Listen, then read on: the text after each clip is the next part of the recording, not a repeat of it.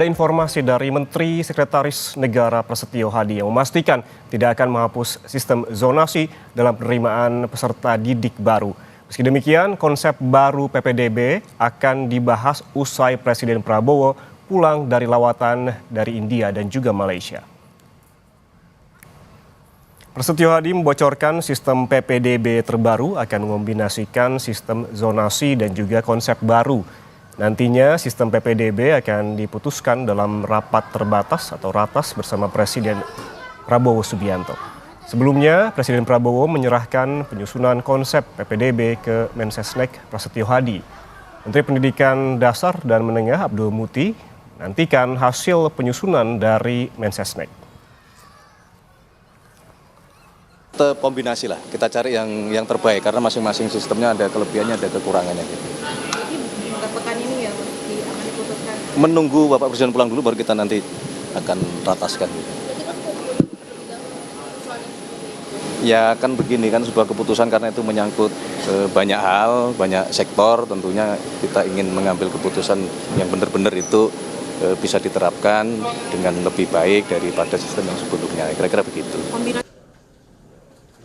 Sebelumnya, Menteri Pendidikan Dasar dan Menengah meminta publik menunggu keputusan Presiden Prabowo Subianto atas skema baru penerimaan peserta didik baru atau PPDB. Namun ia enggan merinci bentuk perubahan yang akan dilakukan. Dalam minggu-minggu ini dalam waktu dekat, karena sekarang kan sekolah-sekolah sudah banyak yang buka spanduk di mana-mana kan. Karena kalau ini tidak segera diputuskan, itu memang nanti akan secara teknis konsolidasi dan koordinasinya serta sosialisasinya akan agak kesulitan. Karena ini kan berkait dengan kebijakan-kebijakan di pemerintah daerah, kemudian kesiapan sekolah, juga pemahaman masyarakat mengenai konsep penerimaan murid baru ini. Dan terkait sistem penerimaan siswa baru tahun 2025 yang menurut rencana tidak akan menghapus sistem zonasi namun akan dikombinasikan. Kita akan bahas bersama pengamat pendidikan sekaligus Wakil Rektor 4 Universitas Negeri Surabaya, Martadi. Selamat pagi, Pak Martadi. Selamat pagi, Mas Ian. Sehat, Mas? Sehat, terima kasih atas waktunya bersama kami di Sapa Indonesia Pagi. Mas. Ini ada perbedaan ataupun pergantian istilah sebelumnya yang memang harus disampaikan kepada masyarakat terkait dengan pendidikan. Dari sistem zonasi ke domisili, kemudian ada PPDB ke SPMB. Namun ini bukan untuk menghapus dari sistem yang sebelumnya, tetapi menyempurnakan. Sejauh ini bagaimana pelaksanaan zonasi menurut Anda sehingga harus ada penyempurnaan? Apa plus minusnya? Ya, Mas Ian. Jadi satu ya, upaya pemerintah untuk menyempurnakan PPDB zonasi perlu kita apresiasi karena ini kan satu bentuk mendengar keluhan gitu ya dan memperbaiki sistem yang sekarang sudah berlangsung dan setiap tahun ya bahkan hampir 10 tahun terakhir selalu menyisakan persoalan di beberapa daerah ya sehingga mau tidak mau memang harus ada upaya untuk memperbaiki. Lalu saya mendengar dari beberapa wacana perubahan itu memang ada yang bersifat substantif, ada yang memang hanya perubahan istilah. Misalnya dari PPDB menjadi SPMB, ini hanya terkait istilah tetapi substansinya sama. Kemudian yang substansi menurut saya adalah menggeser dari zonasi ke domisili. Karena problem yang sekarang muncul kita alami di lapangan adalah seringkali ketika zonasi itu titiknya adalah sekolah. Maka kemudian beberapa orang tua berkecenderungan untuk melakukan manipulasi ya kakak agar bisa diterima. Nah kalau domisili itu titik lokusnya adalah rumah. Maka kemudian nanti mana sekolah yang terdekat dari rumah itulah yang kemudian berpotensi atau berpeluang untuk bisa dimasuki oleh anak. Baik, Pak Martadi berarti artinya yang harus dijelaskan, yang paling mendasar yang harus dijelaskan kepada siswa dan juga orang tua siswa terkait dengan perpindahan dari zonasi ke domisili ini. Zonasi merupakan wilayah, sementara domisili jarak paling dekat ke sekolah, seperti itu? Betul. Jadi ini hal yang substansi yang harus kita sosialisasikan kepada masyarakat, orang tua, agar mereka bisa memahami perubahan ini secara lebih utuh, sehingga orang tua tidak lagi kemudian disibukkan untuk mengurus KK, ya, perpindahan KK, dan itu menguras energi. Lalu saya juga melihat ada hal positif yang diwacanakan, yaitu pelibatan sekolah swasta. Memang banyak sekolah swasta yang bagus, tetapi selama ini kan mereka tidak banyak dilibatkan dari pola PPDB zonasi. Nah, PR-nya ketika melibatkan swasta adalah bagaimana nanti menanggung beban biaya yang harus dipikul oleh orang tua ketika dia masuk ke sekolah swasta. Karena selama ini kita harus tahu bahwa sekolah swasta membutuhkan pembiayaan untuk itu. Nah, pemerintah daerah, pemerintah pusat yang menurut saya perlu hadir untuk memastikan agar ketika anak berada di sekolah swasta itu tidak mengeluarkan biaya lagi. Dan yang terakhir, menurut saya ini memang perlu ditinjau perubahan prosentase, ya, prosentase zonasi atau domisili yang selama ini hampir 50%, lalu kemudian afirmasi, kemudian mutasi, kemudian jalur prestasi, ini juga perlu komposisinya dibuat lebih luas, ya, karena setiap daerah ini berbeda, problem dan kompleksitas masalahnya berbeda, jangan terlalu kaku dipatok secara nasional. Seringkali itu yang menimbulkan persoalan di tingkat lapangan. Baik, seperti Anda sebutkan tadi bahwa jalurnya tidak hanya satu, banyak, ada afirmasi, ada mutasi, dan juga tadi ada beberapa juga jalur yang lain begitu. Apa artinya perbaikan ini atau penyempurnaan ini menjadikan program ini ataupun perpindahan program ini menjadi lebih inklusif? Ya, tampaknya kan dari sisi jalur kan tetap menggunakan 5 jalur tadi, ya. Ada zonasi, ada mutasi, ada afirmasi, ada inklusi, dan ada prestasi. Itu tampaknya tidak berubah. Hanya komposisi prosentase masing-masing jalur yang tampaknya akan diubah, ya. Dan tentu perubahan itu harus mempertimbangkan tadi mana kondisi daerah, lalu mana yang lebih berkeadilan, dan tentu mana yang lebih berorientasi pada kepentingan anak. Saya pikir itu menjadi penting untuk kita semua.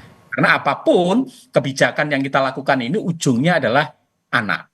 Tapi hal yang menurut saya tidak kalah penting dari sekedar mengutak-atik perubahan jalur PPDB, akar masalahnya harus diselesaikan, Mas Ian. Akar masalahnya apa? Akar masalahnya sesungguhnya adalah terkait dengan disparitas mutu sekolah di sebuah wilayah yang tidak merata. Sehingga ke depan, selain kita memperbaiki sistem penerimaan siswa baru, pemerintah juga harus konsentrasi untuk bagaimana membuat mutu sekolah antar wilayah di dalam satu wilayah itu standar, merata. Karena kalau semua sekolah mutunya merata, standar, maka sesungguhnya akan terjadi yang namanya zonasi alamiah. Karena dimanapun anak sekolah itu sama gitu ya, layanannya sama, mutunya sama, dan sebagainya. Jadi itu PR yang paling mendasar dari problem pendidikan kita.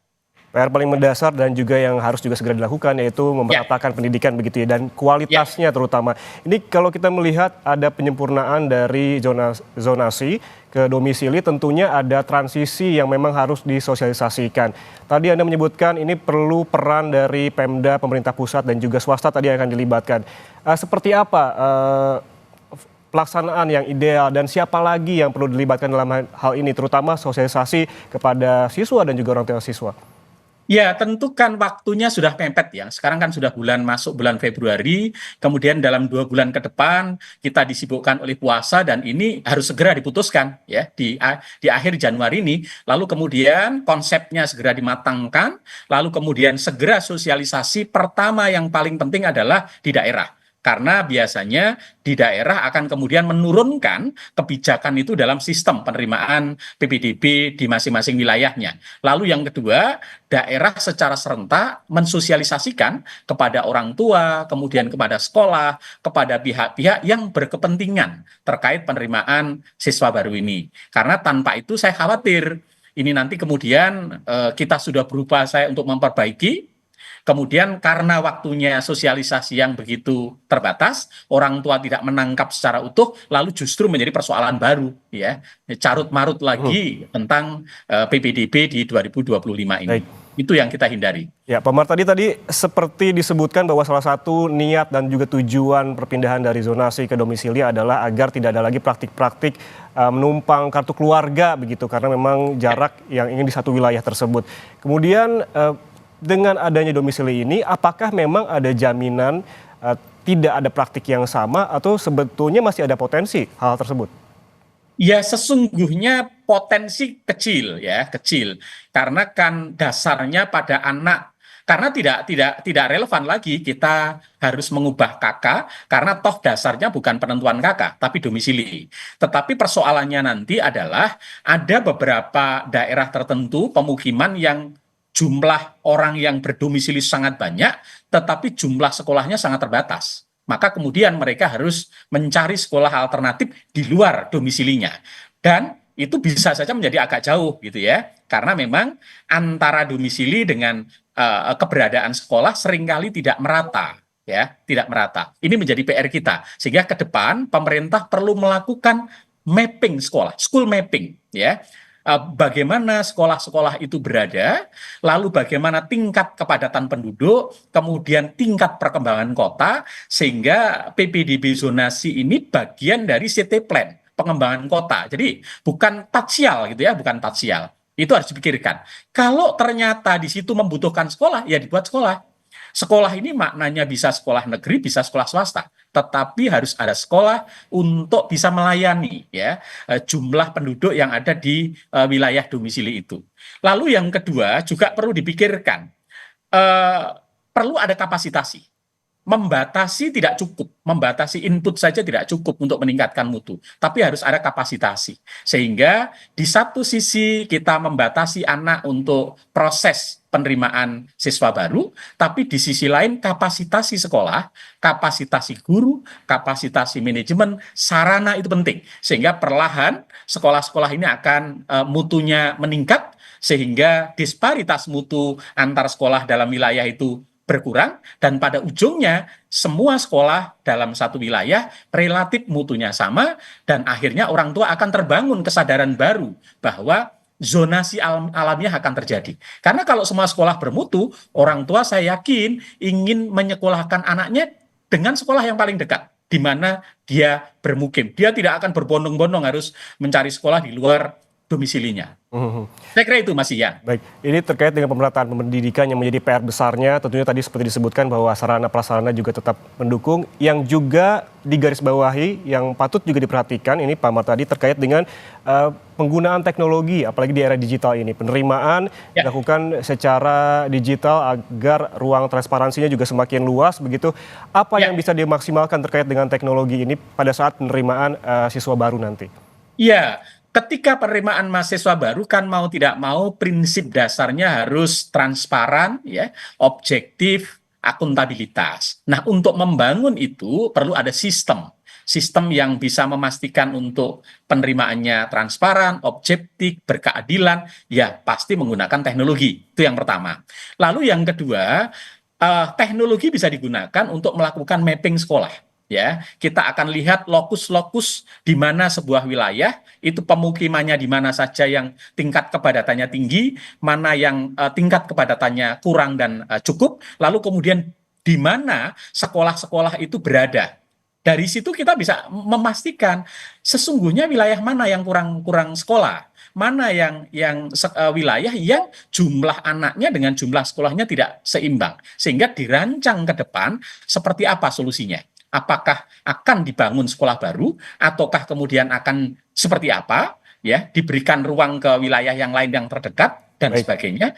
Itu harus ada skenario-skenario itu, dan itu sangat dimungkinkan jika kita menggunakan teknologi. Ya, artinya banyak sekali ya PR yang harus dilakukan oleh pemerintah. Tadi disebutkan bahwa pemerataan pendidikan, juga ada bagaimana sistem penerimaan siswa baru nanti berjalan secara transparan, objektif dan juga berkeadilan. Juga harus dilakukan juga mapping begitu agar sekolah satu dan sekolah lainnya jumlah siswanya juga tetap merata baik secara kualitas maupun kuantitas. Terima kasih. Sama-sama Mas Ian. Pak Mar tadi, pengamat pendidikan, atas waktunya bersama kami di Sapa Indonesia Pagi. Selamat pagi.